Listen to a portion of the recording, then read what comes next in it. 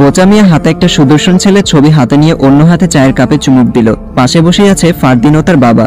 বোচা মিয়া একটানে চাটা শেষ করে ছবির দিকে তাকিয়ে ফারদিনের বাবাকে বলল, এমন ছেলে হাতে পাওয়াটাও ভাগ্যের ব্যাপার। তাকিয়ে দেখেন, একেবারে হীরের টুকরা। তাছাড়া পূর্ব থেকেই বংশেরও নাম ডাকা অনেক। ফারহা মাকে একবারে রানীর মতো রাখবে তারা। ফারহা কলেজ থেকে আসার সময় নাকি ছেলেটাকে দেখেছিল, তাই আপনার কাছে বারবার পাঠাচ্ছে আমাকে। ওদের একটাই কথা, ওরা শুধু ফারহা মাকেই চায়, আর কিছু না। তাছাড়া এমন সম্বন্ধও আর পাবেন না। এর মাঝেই ফারদিন বলল, আর পাবো না মানে?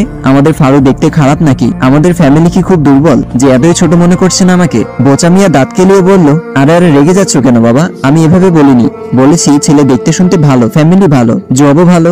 তাহলে প্রবলেমটা কি? একটা মেয়েকে সুখে রাখতে হলে আর কি লাগে বলো? ফারহার বাবা এবার থামিয়ে বলল, আচ্ছা আমি বুঝেছি আপনার কথাটা। ছেলে ও তার ফ্যামিলি সম্পর্কে খোঁজ খবর নিয়েছি আমি।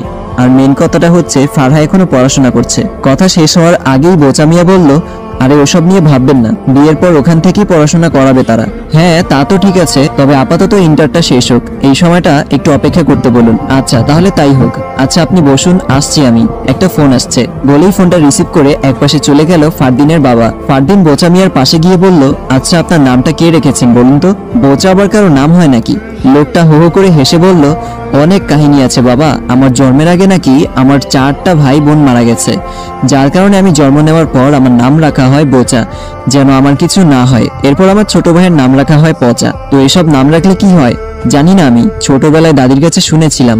ও আচ্ছা। কলেজে কোচিং শেষ করে বাসায় ফিরতে ফিরতে বিকেল হয়ে গেল ফারহার। এসে একটা লোক ও বাবা আর ভাইকে দেখে কিছুক্ষণ থমকে দাঁড়ালো। এরপর সালাম দিয়ে ভেতরে চলে গেল সে। সন্ধ্যার পর ফারদিনের কাছে গিয়ে ফারহা বলল, লোকটা কে ভাইয়া? কোন লোকটা? ও যে বিকেল এসেছিল। ও ঘটক, তোর জন্য বিয়ের প্রস্তাব নিয়ে এসেছিল। কেন মা কিছু বলেনি তোকে? কই না তো, আমাকে না জানিয়ে তোমরা আমার বিয়ের কথাবার্তা বলছো?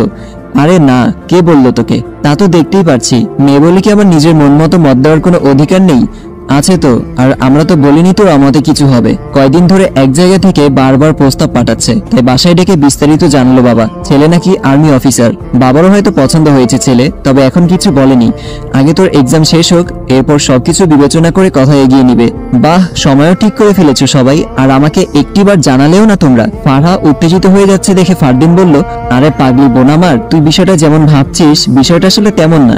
আমরা বলতাম তোকে, এখন জাস্ট প্রস্তাব এসেছে, বেশি কিছু না, তাই এতটা সিরিয়াসলি নিই নাই। এক্সামের পর কথাবার্তা আগাবে বলেছে, আর তুমি বলেছো সিরিয়াস না। আরে আবারও ভুল বুঝছিস তুই। আর কিছু না বলে মায়ের রুমের দিকে গেল ফারহা। তোমরা আমাকে না জানিয়ে আমার বিয়ের কথা বলছো কেন মা? মেয়েকে পাশে বসিয়ে হাসি মুখে বলল, কই বিয়ের কথা বলছি, শুধুমাত্র প্রস্তাব এসেছে। আমি এখন বিয়ে করতে চাই না মা। আরে ধুর পাগলি, প্রস্তাব আসলে বিয়ে হয়ে যায় নাকি? আমি এত কিছু জানি না। আমি বিয়ে করব না মানে